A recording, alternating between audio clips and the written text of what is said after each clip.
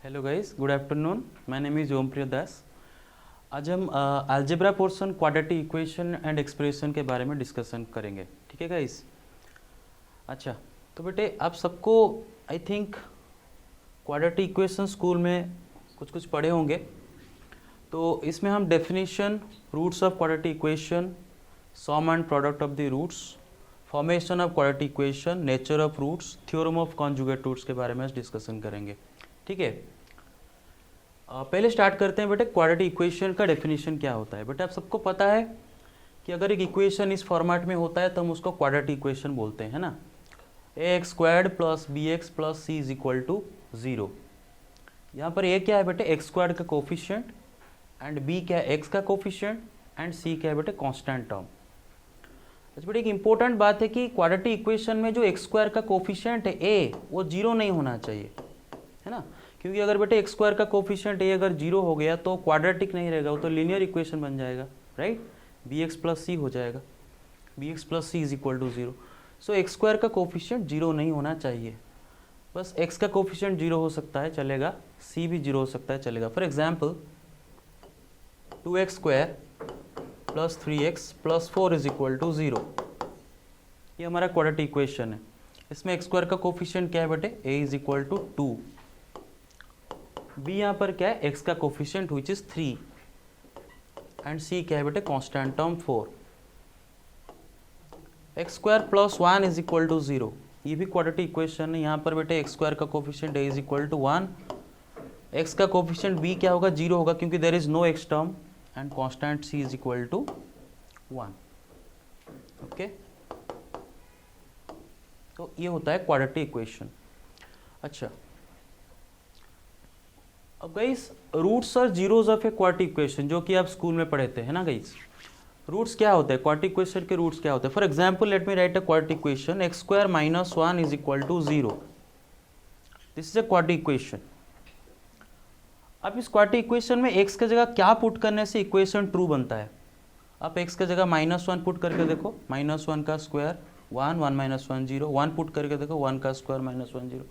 तो बेटे x का जो वैल्यूज पुट करने से इक्वेशन ट्रू होता है, उसी को उन वैल्यूज को हम बोलते हैं बेटे इस क्वाड्रेटिक इक्वेशन के रूट्स। और बेटे क्वाड्रेटिक इक्वेशन है, इस इक्वेशन का डिग्री 2 है, तो इसका एग्जैक्टली दो रूट्स आएंगे, या फिर उनको जीरोस भी बोलते हैं। ठीक है। तो बेटे वो जो दो रूट्स है क्वाड्रेटिक इक्वेशन को, उनको निकालने के लिए ये वाला फॉर्मूला का हम इस्तेमाल करते हैं। X is equal to minus B plus or minus under root B square minus 4ac upon 2a। और ये जो लिखा है बी स्क्वायर माइनस 4ac, इस चीज़ को हम क्या बोलते हैं, डिस्क्रिमिनेंट बोलते हैं ना। डिस्क्रिमिनेंट कैपिटल डी उसको के द्वारा डिनोट करते हैं। Discriminant D is equal to b square minus 4ac। और ये डिस्क्रिमिनेंट के वैल्यू को देख के हमें पता चलता है कि रूट्स का नेचर क्या होगा, जिसके बारे में हम आगे डिस्कशन करेंगे। अच्छा, कुछ क्वेश्चन लेते हैं। मेरा कहा है कि solve 4 raise to the power x minus 3 times 2 raise to the power x plus 3 plus 128 equals 0। At first glance आपको ये क्वाड्रेटिक इक्वेशन की तरह दिख नहीं रहा होगा, बट थोड़ा सा मैनिपुलेशन करने के बाद आप इसको क्वाड्रेटिक इक्वेशन में कन्वर्ट कर सकते हो। देखो 4 टू द पावर x को आप ऐसे बना सकते हो, 4 टू द पावर x, बेटे 4 क्या होता है, 2 का square to the power x। आप इसको लिख सकते हो 2 टू दी पावर x का स्क्वायर, एक ही बात है। तो यहाँ पर 4 टू दी पावर x का जगह लिख देता हूँ 2 टू दी पावर x का square,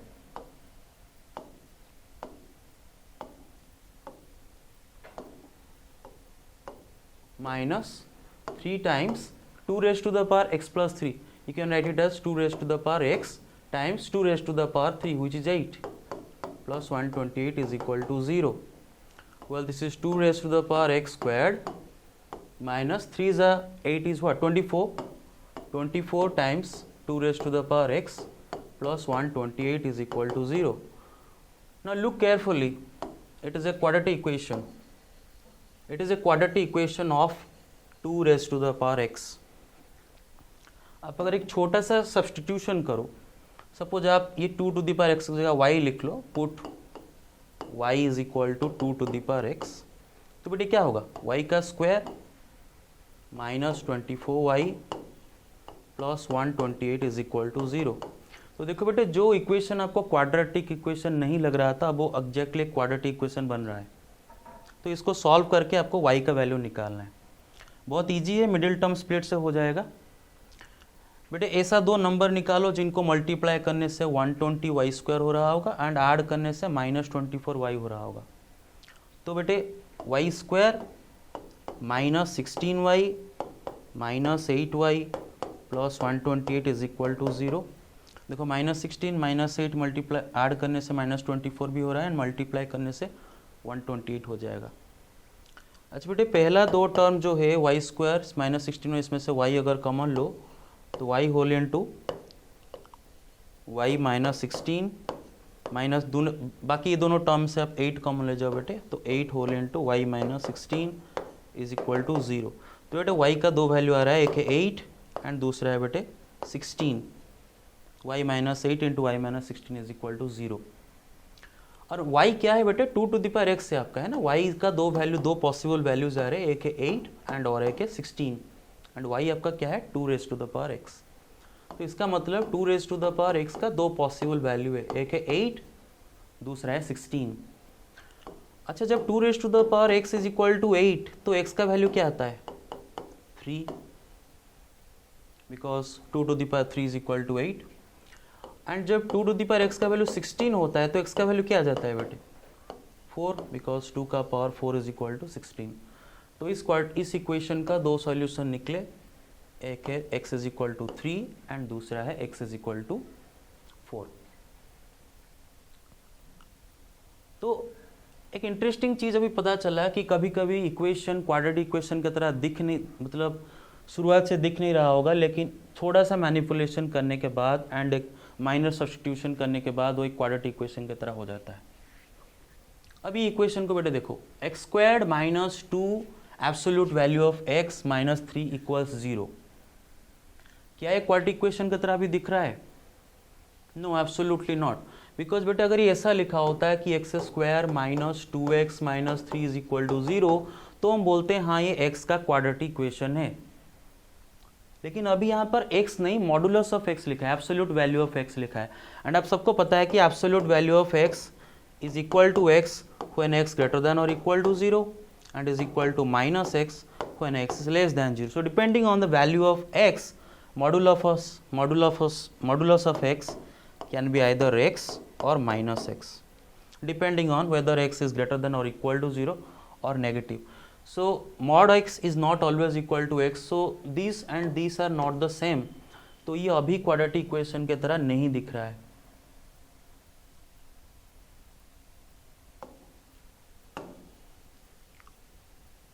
Guys, if you have any doubts, you can ask.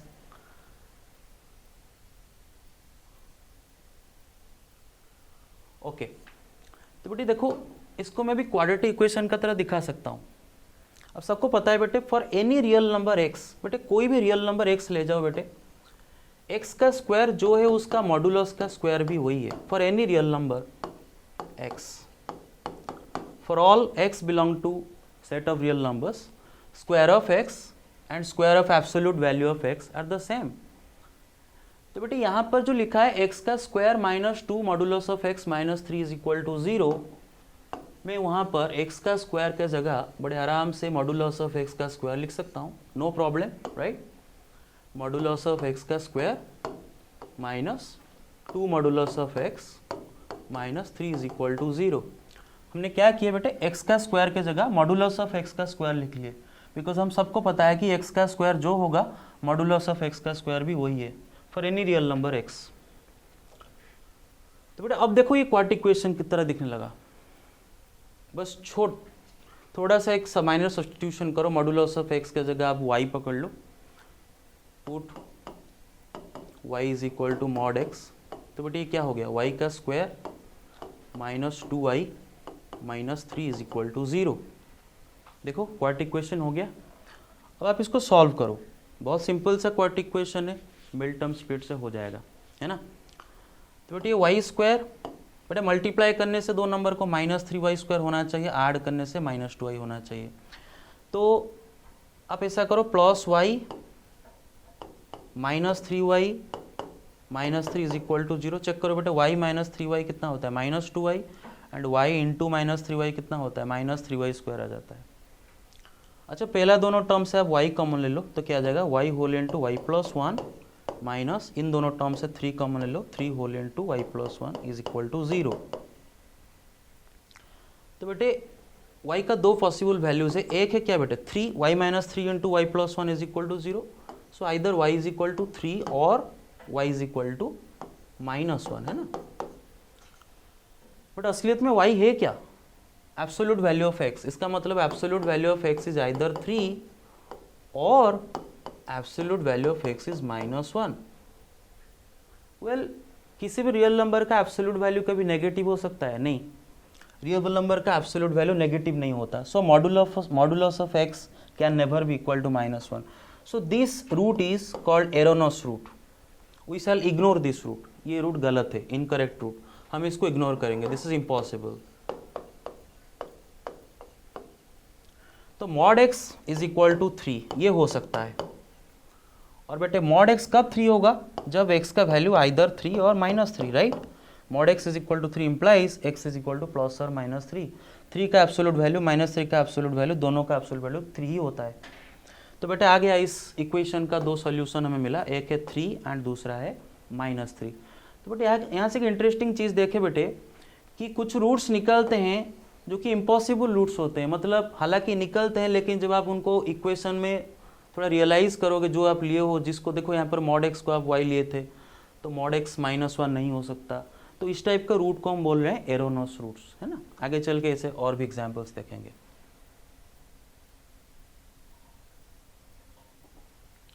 Sorry guys,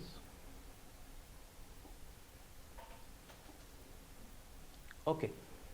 अब ये देखो, ये question 6 times 3 raise to the power 2x minus 13 times 6 raise to the power x plus 6 times 2 raise to the power 2x equals 0। इसको solve करना है। बिल्कुल भी quadratic equation की तरह नहीं दिख रहा, राइट, एब्सोल्युटली नॉट, बिल्कुल तो नहीं दिख रहा है, बट हम इसको दिखा सकते हैं। अब जरा देखो बेटी, एक पर्टिकुलर टाइप के सवाल, ऐसे टाइप के सवाल पे आप यही करोगे। बट देखो, आप पूरा इक्वेशन में 2 raise to the power 2x divide कर दो, पूरा इक्वेशन में 2 raise to the power 2x divide कर दो। तो मैं 6 times 3 to the power 2x divide by 2 raise to the power 2x minus 13 times 6 raise to the power x divide by 2 raise to the power 2x plus 6 is equal to 0। 2 raise to the power 2x को मैंने दोनों side में divide कर दिया। 2 raise to the power 2x बेटे exponential function होगा और exponential function कभी जीरो नहीं हो सकता, दैट इज ऑलवेज पॉजिटिव। तो दोनों साइड में बेटे आराम से डिवाइड कर सकता हूँ। 0 divide by 2 2 raise to the power 2x 0 आ जाएगा। अच्छा, अब बेटे देखो और थोड़ा सा बस मैनिपुलेशन की जरूरत है। अब ये जो लिखा है 3 to the power 2x by 2 to the power 2x, क्या हम इसको 3/2 का पावर x एंड उसका स्क्वायर लिख सकते हैं? जरा चेक करो। अब देखो 3 raise to the power 2x 2 raise to the power 2x, आप इसको ऐसे लिख सकते हो 3/2 raise to the power 2x। आप उसको ऐसे लिख सकते हो 3/2 raise to the power x raise to the power 2, same thing, right. Okay, तो okay, now you see that minus 13 6 raised to the power x divided by 2 raised to the power 2x 2 raised to the power 2x is also equal to 2 raised to the power 2 raised to the power x means 4 raised to the power x. So I can write 2 raised to the power 2x, I can write instead 4 raised to the power x, right? 2 raised to the power 2x is the same as 4 raised to the power x plus 6 is equal to 0.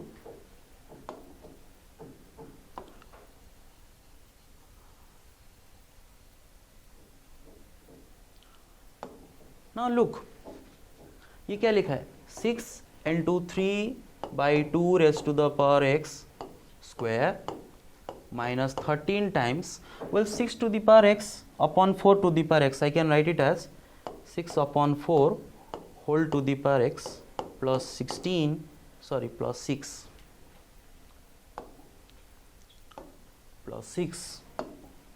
is equal to 0, and 6 divided by 4 is what? 3 by 2. So you see what is it here?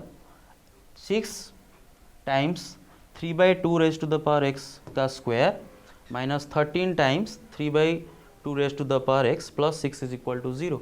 अब देखो बेटा 3 by 2 raised to the power x के जगह y substitute कर दो, put y is equal to 3 by 2 raised to the power x.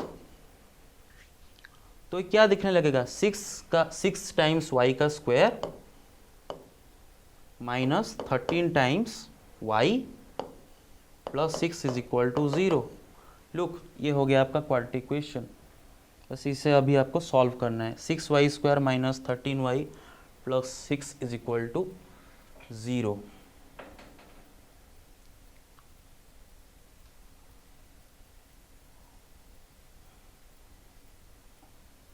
हाँ, तो क्या आया वहां पर?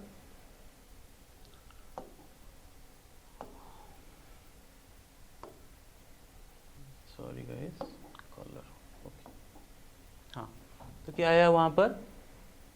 देख लेते हैं दोबारा पीछे जाके. 6y square minus 13y plus 6 is equal to 0, right. 6y square minus 13y plus 6 is equal to 0. अब इसको बस आपको सॉल्व करना है क्वाड्रेटिक इक्वेशन को. तो बेटे देखो, इसको आप मिडिल टर्म स्प्लिट करके बड़ा आसानी से कर सकते हो. क्या सही लिखा? तो एक सेकंड रुको. Yes, correct. हाँ, तो इसको अभी सॉल्व करना है. कैसे सॉल्व करेंगे बेटे? 6y square minus 12y minus y plus 6 is equal to, no 6 is 36, 9 plus 4, right. Yes yes, correct.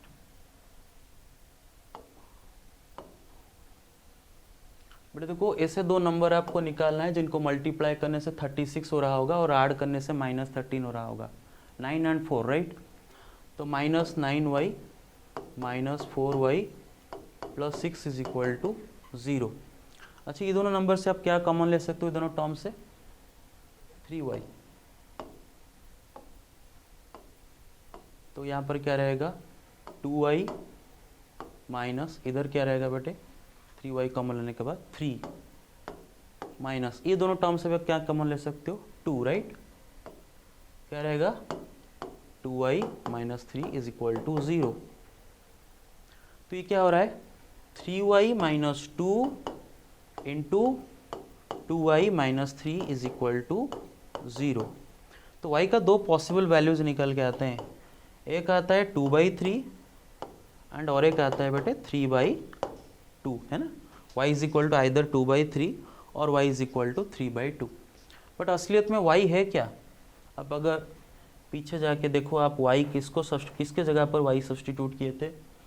3/2 to the power x का जगह y सब्सटीट्यूट किए थे. तो यहाँ पर बेटे आपका 3/2 raise to the power x का दो पॉसिबल वैल्यूज निकलते हैं. एक है 2/3 एंड दूसरा है 3/2. बेटे जब 3/2 टू द पावर x का वैल्यू अगर 2/3 होगा, बेटे 2/3 को हम लिख सकते हैं 3/2 टू द पावर -1. तो बेटे x का वैल्यू क्या आता है? -1. अच्छा, अगर 3/2 टू द पावर x को हम 3/2 कहते हैं तो बेटे यहाँ से x का वैल्यू क्या आ जाता है? 1. तो बेटे ये इक्वेशन जो पूरा ओरिजिनली जो इक्वेशन दिया था उसका दोनों सॉल्यूशन आपको मिल गए, है ना. एक है -1 एंड दूसरा है 1. अब आते हैं बेटे sum and product of the roots of a quadratic equation. जैसे कि आपको पता है बेटे, एक क्वाड्रेटिक इक्वेशन का जो दोनों रूट होते हैं उनमें से एक रूट को हम अल्फा बोलते हैं, दूसरा रूट को बीटा बोलते हैं, है ना. तो ऐसा कोई हार्ड एंड फास्ट रूल नहीं है कि इसको अल्फा बोलो उसको बीटा बोलो. एक को बस अल्फा बोलना है, दूसरे को बीटा बोलना है. बट कन्वेंशनली हम alpha is equal to minus B plus under root B square minus 4ac upon 2a and beta is equal to minus b minus under root B square minus 4ac upon 2a। आप इसको alpha इसको beta बोलो, कोई problem नहीं है, बस conventional ऐसा कहता है। बेटा आप अगर यहाँ पर अल्फा एंड बीटा को ऐड करो, अल्फा प्लस बीटा करो, मतलब क्वाड्रेटिक इक्वेशन का दोनों रूट को अगर ऐड करो तो आपका क्या आएगा बेटे, माइनस बी बाई ए। तो बेटा अगर एक क्वाड्रेटिक इक्वेशन का दोनों रूट को मैं ऐड करता हूँ, अल्फा एंड बीटा को ऐड करता हूँ, sum of the two roots that is always equal to minus B upon A. And what is B? Coefficient of x, right? And what is a? Coefficient of x square, जिसको हम leading coefficient भी बोलते हैं, a को हम leading coefficient भी बोलते हैं। तो बेटे sum of the two roots is equal to negative of coefficient of x upon coefficient of x square. Product of the roots, बेटा अगर आप ये दोनों अल्फा बीटा ये दोनों को मल्टीप्लाई करो तो आपका प्रोडक्ट ऑफ द रूट्स आ जाता है alpha into beta is equal to c by A. C क्या है बेटे? कांस्टेंट टर्म, एंड ए क्या है? Leading coefficient. तो ये sum of the roots is equal to minus B by A and product of the roots is equal to C by A. ठीक है, आगे चलते हैं। अच्छा बेटा अगर आपको क्वाड्रेटिक इक्वेशन का दोनों रूट का सम पता हो एंड दोनों रूट का प्रोडक्ट पता हो तो क्या आप क्वाड्रेटिक इक्वेशन बना सकते हो? यस। सी हमारा quadratic equation a x square plus b x plus c is equal to 0 ऐसा होता है, जहाँ पर a is not equal to 0 बताया था मैंने शुरुआत में कि जो एक्स स्क्वायर का जो कोफिशिएंट है वो 0 नहीं होना चाहिए, राइट? अच्छा बेटे तो a अगर 0 नहीं है तो दोनों साइड में हम a डिवाइड कर लेते हैं ना बेटे, दोनों साइड में पूरा a डिवाइड कर लेते हैं, तो क्या हो जाता है x square plus b by a times x plus c by a is equal to 0, right? Okay, तो ये जो plus b by a into x लिखा है तो क्या मैं इसके जगह लिखता हूँ minus of minus B by a into x plus c by a is equal to 0। And अब सबको पता है कि माइनस बी बाई ए क्या है? Sum of the two roots of the quadratic equation, and C by A क्या है बेटे? Product of the two roots.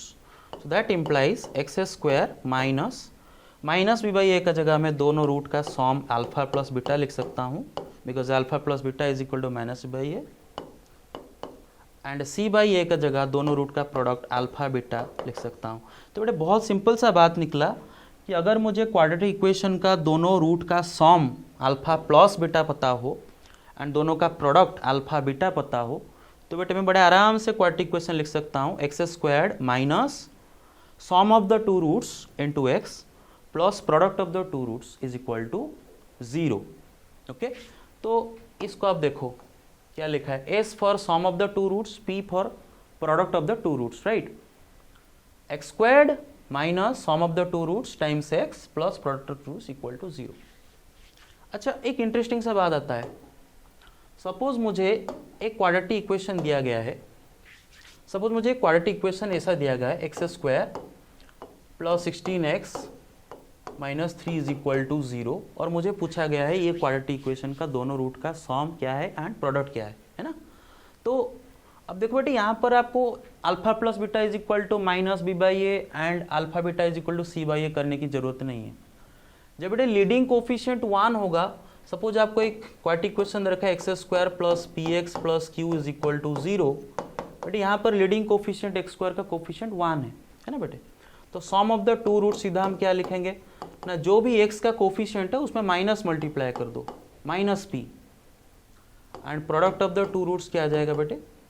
The constant term itself q।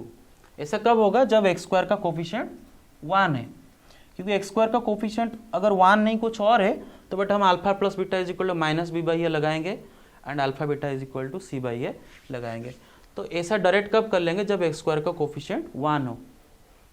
जैसे कि ये क्वाड्रेटिक इक्वेशन में लीडिंग कोफिशिएंट मतलब एक्स स्क्वायर का कोफिशिएंट 1 है, बेटे दोनों रूट का सम क्या आ जाएगा? इधर एक्स का कोफिशिएंट का नेगेटिव है ना बेटे, मतलब माइनस 16, एंड दोनों रूट का प्रोडक्ट क्या आ जाएगा? माइनस 3, डायरेक्ट में लिख दूंगा, राइट? अच्छा तो बेटे उसको लेके एक सवाल करते हैं। बोला है कि alpha beta are the roots of this quadratic equation, then find the value of alpha cubed plus beta cubed. बेटे बहुत सिंपल सा सवाल है जो कि आपका स्कूल में भी होगा। Alpha cubed plus beta cubed का वैल्यू मुझे निकालना है ना बेटे। पहले तो मैं कलर थोड़ा चेंज करता हूं। अच्छा, मुझे पता है कि क्वाड्रेटिक इक्वेशन का दोनों रूट का सॉम अल्फा प्लस बीटा होता है minus B by A, and दोनों रूट का प्रोडक्ट अल्फा बीटा होता है c by A. Alpha beta दोनों का इंडिविजुअल वैल्यू अगर पता होता तो मैं alpha cube plus beta cube direct put कर देता, अल्फा के जगह उसका वैल्यू, बीटा का जगह उसका वैल्यू, और निकाल देता alpha cube plus beta cube. लेकिन ऐसा तो यहाँ पर नहीं है। तो बेटे हमें पता है कि अल्फा प्लस बीटा का होल क्यूब का फॉर्मूला क्या होता है, alpha cube plus beta cube plus 3 alpha beta times alpha plus beta, है ना। देखो आप याद रखे होगे दूसरा वाला फॉर्मूला क्या, alpha cubed plus beta cubed plus 3 alpha square beta plus 3 alpha beta square. लेकिन ये वाला फॉर्मूला उससे ज़्यादा इजी होगा। अब बस 3 अल्फा बीटा कॉमन ले जाओ तो सेम, दोनों फॉर्मूला सेम है, लेकिन ये याद रखना ज़्यादा ईजी है। अच्छा, तो बेटे यहाँ पर आपको अल्फा प्लस बीटा का वैल्यू निकालना है ना। अच्छा बेटे, मैं अगर ये जो लिखा है 3 alpha beta times alpha plus beta, उसको अगर लेफ्ट में ले जाऊँ तो alpha cube plus beta cube मुझे क्या मिलता है, अल्फा प्लस बीटा का whole cube minus this thing 3 alpha beta times alpha plus beta. अब देखो आप सबको पता है कि अल्फा प्लस बीटा का वैल्यू क्या है, माइनस बी बाई ए। तो पुट करो इधर minus B by A, alpha beta का जगह पुट करो C by A, alpha plus beta का जगह पुट करो माइनस बी बाई ए, तो आपका आंसर आ जाएगा। Okay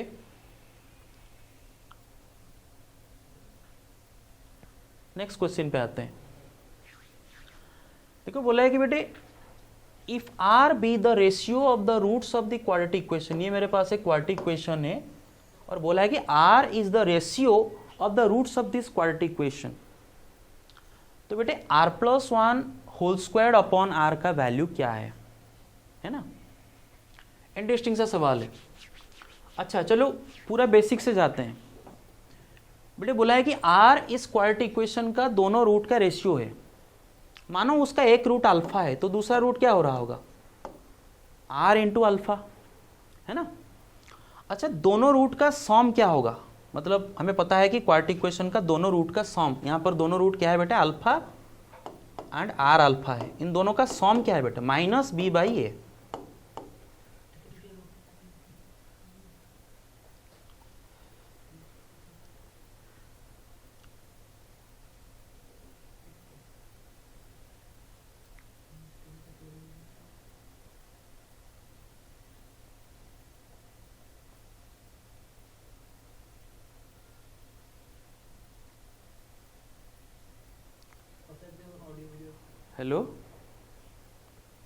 Hello guys, are you able to hear me? मत की सुबंध।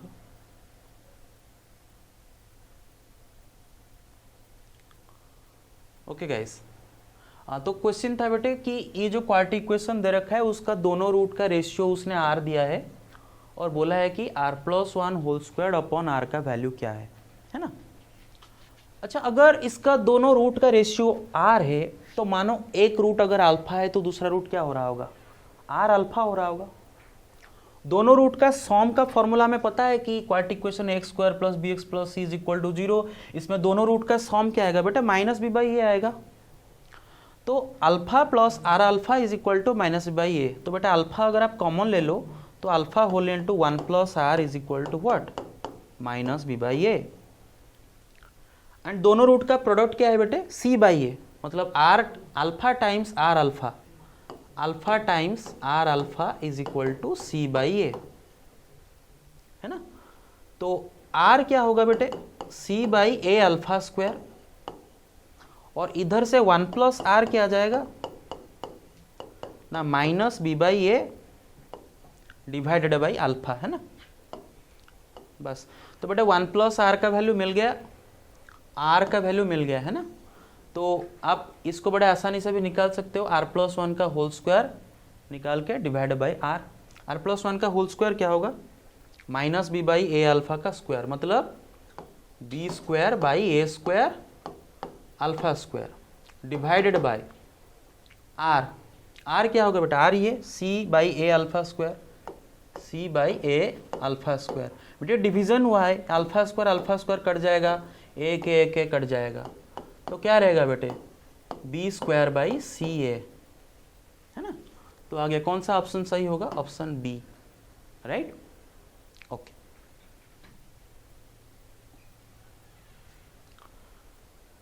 अब ये क्वेश्चन देखते हैं।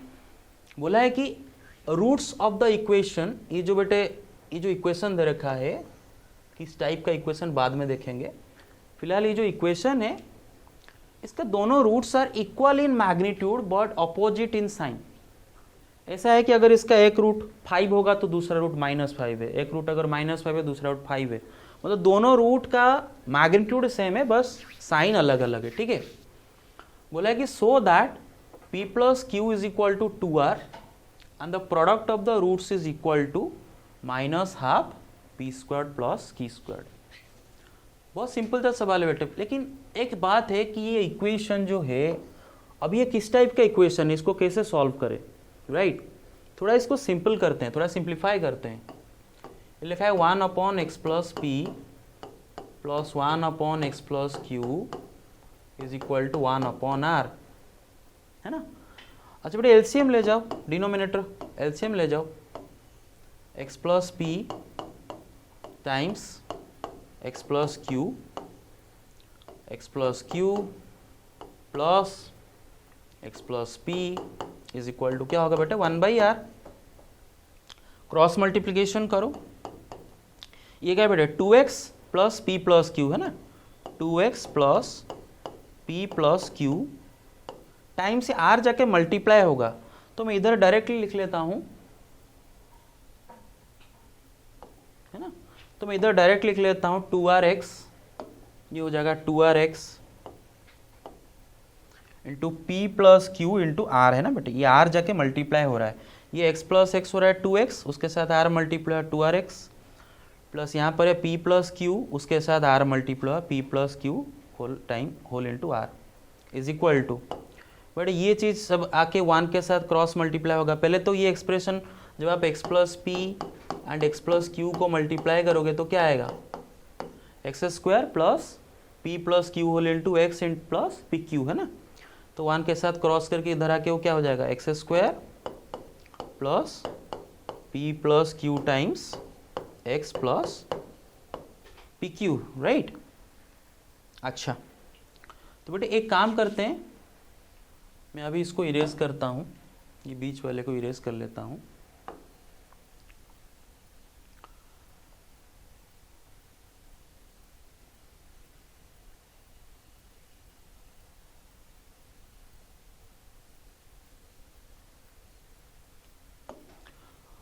अब देखो बेटे सबको एक साइड में ले जाते हैं, मैं एक काम करता हूँ 2rx को राइट में लाता हूँ, p plus q into r को भी राइट में लाता हूँ।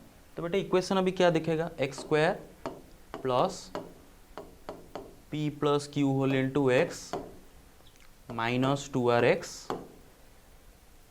Plus P Q minus p plus q into r is equal to 0, है ना बेटे। ये सबको मैं राइट में ले आया, इक्वल टू 0। अच्छा एक बात देखो, इधर एक्स स्क्वायर प्लस एक्स, ये दोनों में से एक्स कॉमन लो बेटे, ये टर्म एंड ये टर्म में से एक्स कॉमन ले जाओ, तो क्या हो जाएगा p plus q minus 2r times x plus P q times p Q minus p plus q into r is equal to 0। अब बेटे देखो ये एक क्वाड्रेटिक इक्वेशन बन गया, ये एक सिंपल क्वाड्रेटिक इक्वेशन है। देखो x का क्वाड्रेटिक इक्वेशन, बेटे x का कोफिशिएंट क्या है, p plus q minus 2r and constant term ये है पूरा p Q minus p plus q into r, है ना। अच्छा हमें प्रूफ क्या करना है कि p plus q is equal to 2r। अच्छा जरा इस एक्सप्रेशन को देखो, ये आपका क्लू है, इस एक्सप्रेशन को देखो। अच्छा ये क्वाड्रेटिक इक्वेशन में लीडिंग कोफिशिएंट 1 है ना। अच्छा, मैं अगर आपको बोलूं कि इसका दोनों रूट का सॉम क्या होगा, what will be the sum of the two roots? बेटे वो बोला है कि इस इक्वेशन का जो दोनों रूट है, दोनों का मैग्नीट्यूड इक्वल है, बस साइन अपोजिट है। तो दोनों रूट को ऐड करने से क्या हो रहा होगा? जीरो हो रहा होगा। मतलब इसका अगर ये क्वाड्रेटिक इक्वेशन, इसका दो रूट है अल्फा बीटा, तो दोनों को ऐड करने से आपका जीरो हो रहा होगा, alpha plus beta is equal to zero हो रहा होगा, बिकॉज दोनों का साइन अलग अलग अपोजिट है एंड मैग्नीट्यूड सेम है। तो बेटे इस क्वाड्रेटिक इक्वेशन का दोनों रूट का सॉम क्या होगा? माइनस ऑफ, फॉर्मूला क्या है बेटे? माइनस बी बाई ए, है ना। तो इस ए इधर 1 है, बी इधर P plus q minus 2r है, सी इधर ये है ना। तो दोनों रूट का सॉम क्या आ जाएगा? Minus of P plus q minus 2r, है ना। ये जीरो है, तो बेटे P plus q minus 2r क्या हो जाएगा? Equal to zero. तो पी प्लस क्यू क्या हो जाएगा? Is equal to 2r, minus 2r इस साइड में आ जाएगा। तो पहला प्रूफ हो गया, उसने बोला था कि proof that p plus q is equal to 2r। अच्छा, और क्या बोला है? And the product of the roots is equal to this, है ना, minus half p squared plus q squared. अच्छा, वो कैसे करेंगे? देखो मैं इसको इरेज करता हूं।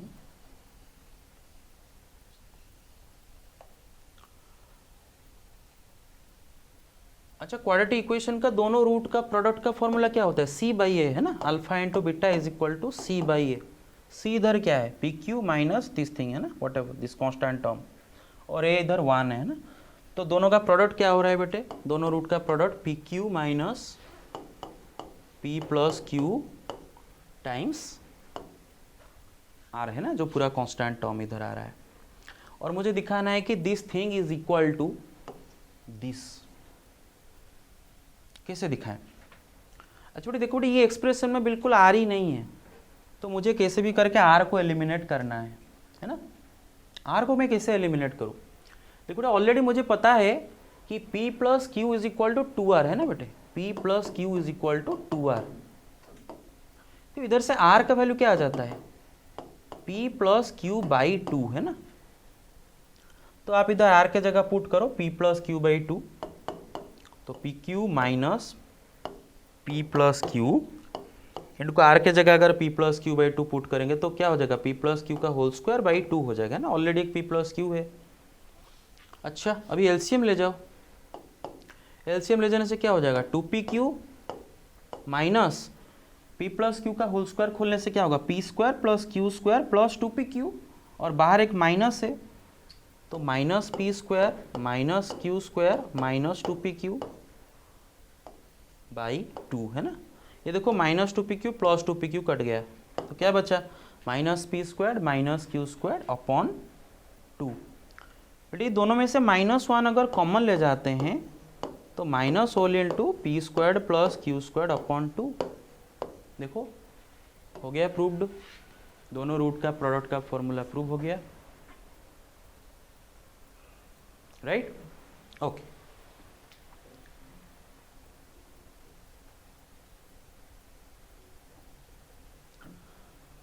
अब ये इंटरेस्टिंग सा सवाल देखो बेटे, बोला है कि in a quadratic equation leading coefficient 1, एक क्वाड्रेटिक इक्वेशन है जिसका लीडिंग कोफिशिएंट 1 है। लीडिंग कोफिशिएंट मतलब एक्स स्क्वायर का जो कोफिशिएंट ए का वैल्यू यहाँ पर 1 बोला है। A student reads the coefficient 16 of x wrongly as 19।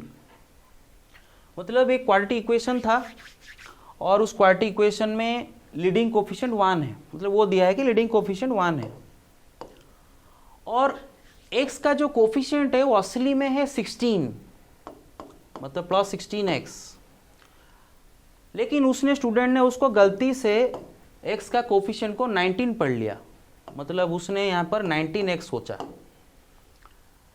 और ऐसे करने से उसका दोनों रूट निकले -15 एंड -4।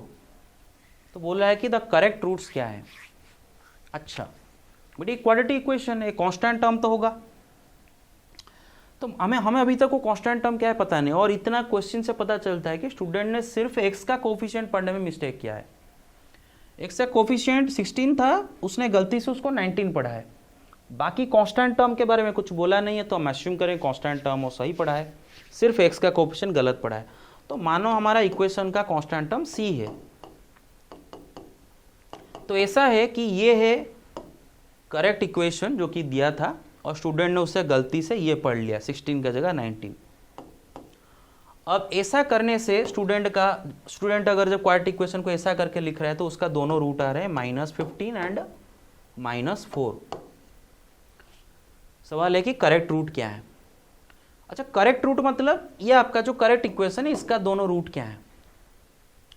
बट डायरेक्ट तो अभी निकाल नहीं पाएंगे, क्योंकि देखो बेटा आपको एक कांस्टेंट का वैल्यू मालूम नहीं है, तो इसका रूट तो डायरेक्ट नहीं निकाल पाएंगे। बट एक चीज़ देखो, वो गलती से जो इक्वेशन बोला, मतलब इस इक्वेशन को गलती से ऐसे पढ़ लिया था, लेकिन यहाँ पर भी उसका कांस्टेंट टर्म सी ही है, कांस्टेंट टर्म को गलत नहीं पढ़ा है। तो बेटे यहाँ पर बेटे उसका दोनों रूट्स के प्रोडक्ट क्या होंगे, अल्फा इंटू बीटा, उसका जो दो रूट आए हैं -15 एंड -4, उन दोनों का प्रोडक्ट यहाँ पर क्या होगा बेटे, c/a, मतलब c है ना। तो उसका यहाँ पर प्रोडक्ट आ रहा है बेटे दोनों रूट का -15 into -4 which is equal to 60। तो c का वैल्यू यहाँ से पता चल गया 60 है। तो असलियत में इक्वेशन है x² + 16x + 60 is equal to 0। ये है आपका एक्चुअल क्वाड्रेटिक इक्वेशन। अच्छा, इसमें x का कोफिशिएंट क्या है, 16 है ना। अच्छा, दोनों रूट का सॉम क्या है बेटे, मतलब ये ओरिजिनल करेक्ट क्वाड्रेटिक इक्वेशन है, जो करेक्ट क्वाड्रेटिक इक्वेशन है, इसमें दोनों रूट का सॉम का वैल्यू क्या है, -16 है ना। x का जो कोफिशिएंट है उसका नेगेटिव, एंड दोनों रूट का प्रोडक्ट क्या होगा बेटे, 60 है ना। अच्छा, ऐसा कौन से दो नंबर है जिनको ऐड करने से -16 आ रहा हो एंड मल्टीप्लाई करने से 60 आ रहा हो, -10 एंड -6 है ना बेटे। तो बेटे असलियत में दोनों रूट क्या है, -10 एंड -6, और वो x का कोफिशिएंट को गलती से 19 पढ़ लिया था, इसीलिए उसका दोनों रूट आए थे -15 -4। लेकिन अगर 19 का जगह उसको 16 पढ़ता, जो कि करेक्ट कोफिशिएंट है, तो उसका दोनों रूट क्या आते हैं, -10 -6 है ना। Okay, option B. अच्छा, अब आते हैं नेचर ऑफ रूट्स।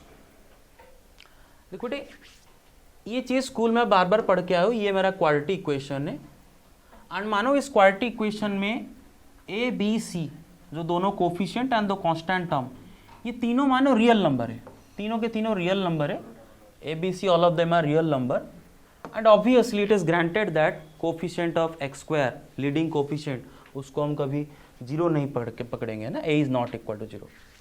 अच्छा, d आपको पता है, d डिस्क्रिमिनेंट को बोलते हैं b² - 4ac। अभी देखो बेटे, डिस्क्रिमिनेंट के वैल्यू, इसको डिस्क्रिमिनेंट के कारण से बुलाता है, क्योंकि बेटे इसका वैल्यू से ही, इसका वैल्यू को देख के ही हमें पता चल जाता है कि इस क्वाड्रेटिक इक्वेशन का रूट्स कैसे होंगे, है ना। तो बेटे अगर बेटे डिस्क्रिमिनेंट का वैल्यू पॉजिटिव आता है, तो बेटे जो दोनों रूट अल्फा एंड बीटा वो रियल होंगे एंड डिस्टिंक्ट होंगे, है ना, एक दूसरे से अलग होंगे, रियल नंबर आएंगे और एक दूसरे से अलग आएंगे। और बेटे अगर डिस्क्रिमिनेंट का वैल्यू 0 होता है, तो दोनों रूट अल्फा बीटा वो रियल आएंगे एंड इक्वल आएंगे, है ना, दोनों रूट होंगे इक्वल होंगे। और अगर बेटे डिस्क्रिमिनेंट आपका नेगेटिव आता है, तो बेटे आपका जो दोनों रूट हो कॉम्प्लेक्स नंबर्स आएंगे, ठीक है ना। ओके, अच्छा, एक इंटरेस्टिंग सा बात देखो बेटे, if a b c belong to rational number set, d is a perfect square of rational number, then the equation has rational roots. मतलब क्या है कि अगर एक क्वाड्रेटिक इक्वेशन का जो a b जो दोनों coefficient and the constant term अगर तीनों के तीनों रैशनल नंबर है, एंड जो d है वो अगर एक परफेक्ट स्क्वायर नंबर है, जैसे कि सपोज 25 16 है ना, तो बेटे उसके जो दो रूट आएंगे वो रैशनल रूट आएंगे, है ना, रैशनल रूट आएंगे। बस ये एक लास्ट खाली इंटरेस्टिंग सा बात है, थ्योरम ऑफ कॉन्जुगेट रूट्स, है ना, बहुत मतलब खाली ऑब्जर्व करने का बात है, ठीक है। वो बोल रहा है कि if a b c are rational and p plus root q is one of the roots of the quadratic equation, then the other root must be the conjugate p minus root q। मतलब क्या है ना, suppose मेरे पास एक quadratic equation है x² + bx + c is equal to 0। Leading coefficient A, X coefficient B, constant term C, मानो तीनों के तीनों रैशनल नंबर है, सपोज तीनों के तीनों रैशनल नंबर है। तो अगर ऐसा है बेटे, अगर सपोज इस क्वाड्रेटिक इक्वेशन का एक रूट आया p plus root q, where root q is irrational, p is irrational, तो बेटे तो दूसरा जो रूट आएगा वो जरूर आएगा p माइनस रूट क्यू। दूसरा रूट क्या आएगा? p minus root q. मतलब अगर एक रूट 2 प्लस रूट 3 आएगा तो दूसरा रूट आएगा 2 माइनस रूट 3। और ऐसे ये कब होगा? अगर बेटे एक्स स्क्वायर का कोफिशिएंट, एक्स का कोफिशिएंट एंड कांस्टेंट टर्म अगर तीनों रैशनल होंगे, है ना। अच्छा, आप जरा देखो ये इक्वेशन देखो, ये भी एक क्वाड्रेटिक इक्वेशन है, लेकिन इसका एक रूट आ रहा है रूट 3, दूसरा रूट आ रहा है 2 प्लस रूट 3। क्या दोनों एक दूसरे के कॉन्जुगेट है? नहीं है। एक रूट अगर 2 प्लस रूट 3 है तो उसका कॉन्जुगेट 2 माइनस रूट 3 आना चाहिए, लेकिन दूसरा रूट रूट 3 है। ऐसा क्यों हुआ? क्योंकि बेटा देखो यहाँ पर ए बी सी तीनों के तीनों रैशनल नहीं है। ए रैशनल है, बी भी रैशनल है, लेकिन सी जो है वो इरेशनल है, minus 2 root 3 minus of 2 root 3 plus 3। तो ए बी सी तीनों रैशनल नहीं है, इसीलिए कॉन्जुगेट नहीं आया। ये लास्ट बेटे देखो थ्योरम ऑफ कॉन्जुगेट रूट्स का लास्ट पार्ट, वो बोला है कि if a b c are real numbers and p plus i q is one of the roots of the quadratic equation, then the other root must be the conjugate p minus i q and vice versa. मतलब क्या है बेटा देखो, suppose एक quadratic equation है, ठीक है ना, जिसका तीनों A X coefficient A, Y coefficient B and constant तीनों के तीनों मानो रियल नंबर है, तीनों के तीनों रियल नंबर है, ठीक है ना। और डिस्क्रिमिनेंट सपोज नेगेटिव है, तो बेटे सपोज उसका एक रूट होगा, सपोज उसका आया p प्लस आई क्यू, तो दूसरा रूट जरूर उसका कॉन्जुगेट आने वाला है p minus i q. Keep in mind, अगर एक root p plus i q तो दूसरा root p minus i q, where p and q are real numbers. This is a complex number in standard form, है ना। लेकिन बेटे देखो, जैसे कि देखो ये वाला, ये जो क्वाड्रेटिक इक्वेशन है x square minus 2x plus 2 is equal to 0, इसमें बेटे देखो ए बी सी तीनों के तीनों रियल नंबर्स हैं, और आप चेक करोगे इसका डिस्क्रिमिनेंट भी नेगेटिव आएगा। तो इसके दोनों रूट है 1 प्लस आई एंड 1 माइनस आई, ठीक है ना, दोनों एक दूसरे के कॉन्जुगेट है, क्योंकि बेटे तीनों कोफिशिएंट पॉजिटिव रियल नंबर्स थे। लेकिन जरा इसको देखो, इस इक्वेशन को देखो, x squared plus 2ix minus 3 is equal to 0। इसका एक रूट आ रहा है बेटे रूट 2 माइनस आई, दूसरा रूट आ रहा है बेटा माइनस रूट 2 माइनस आई। तो दोनों कॉम्प्लेक्स नंबर है, लेकिन दोनों एक दूसरे का कॉन्जुगेट नहीं बन रहे हैं। ऐसा कब होगा?